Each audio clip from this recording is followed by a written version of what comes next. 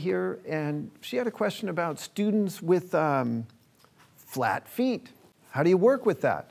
And so the number one way is to pretend that you have arches, okay? So it's like, imagine them. You're imagining that the ball of your foot and the heel are deep rooters into the ground, and then you create a rainbow arch, and you just keep that image with you, no matter if you have an arch or not, okay? And so you're constantly in just a feeling of this part lifting and this part grounding. Let's stand up. So she was asking particularly about standing postures. Turn to the side here.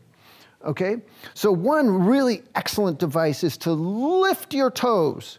Okay, as soon as you lift your toes off the ground and then center your weight right over the balls of the feet and heels, and then put them down and lift. Put them down and lift. Any standing posture, just use that device of lifting up your toes and stamping the ball of the foot and heel, and immediately the arch you'll get more of an arch. Okay, put the foot down. You feel a difference? Mm-hmm. Yeah. Okay, then come up. And that's any pose. Okay, another way to work on the arches is to balance.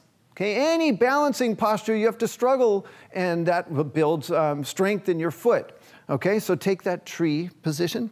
Go out of your way to work on balancing positions. So purposely stay for a long time and create variations, and you can do that toe lifting. So lift the toes and try to keep that image of the ball of the foot and heel stamping down, and the middle of the foot, the arch, kind of sucking up. And that, you can see I'm struggling for balance there. That's partly a struggle for a foot arch. Okay, so it's a good struggle. You want to go ahead and do that. And you can vary your arm position. Okay, so you could have your hands here or the arms up above. And the whole time you are stamping the foot down. So it's a very active use of your foot. Okay, and then let's do the other side.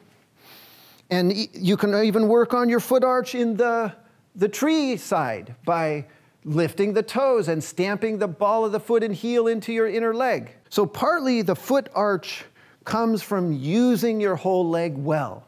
Okay, so when you are in a standing posture or any posture where it's called for the leg to be straight. Okay, so here this one leg is straight, so you are pretending that it gets infinitely longer the longer you stay there. So you're extending the leg and you are grounding the thigh. So the thigh bone presses back into the leg, and that will affect how you are oriented over your foot.